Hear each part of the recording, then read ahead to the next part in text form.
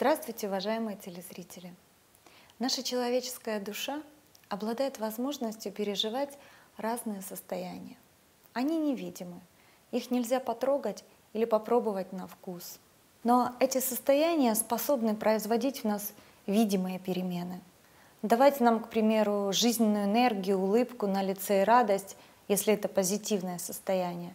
И напротив, разрушать нас снаружи и внутри, лишать сна и покоя. Одним из таких состояний нашей души является непрощение.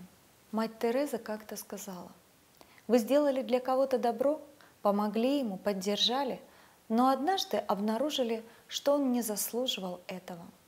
Смиритесь с таким положением вещей. Не ищите способа отомстить ему, наказать его. Проявите благородство и доброту. Закройте глаза на недостойный поступок.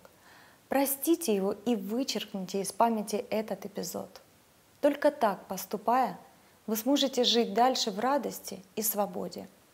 Так поступает Бог, когда обращается с вами так, будто вы никогда не совершали ничего дурного».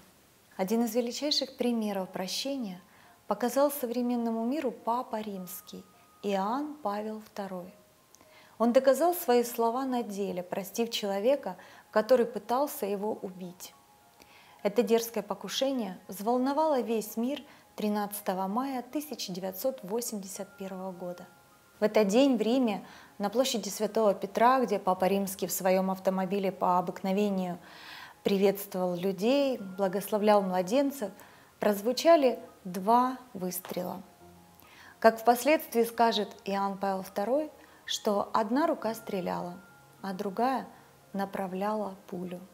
Это было действительно большим чудом.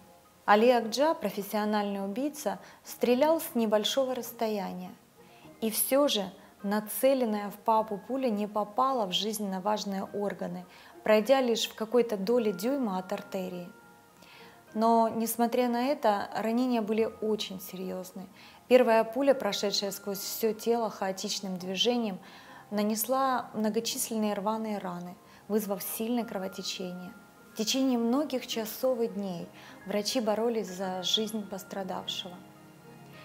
Но уже спустя 4 дня после покушения, 17 мая, изможденный, но вне опасности папа Иоанн Павел II во время воскресной молитвы простил Али Акчу. Все паломники, слушавшие его речь на площади Святого Петра, услышали слова: «Молюсь о брате, стрелявшем в меня, и прощаю его от всего сердца». Преступник был признан виновным и приговорен к пожизненному тюремному заключению. 2 года спустя Иоанн Павел II посетил его в римской тюрьме. Акча упал на колени перед святым отцом, поцеловал его руку и попросил прощения, которое тут же ему было даровано. А еще через 29 лет, когда Али Акчу освободили, он принес цветы на могилу Иоанна Павла II, горячо благодаря его в сердце за то прощение, которое полностью изменило его жизнь.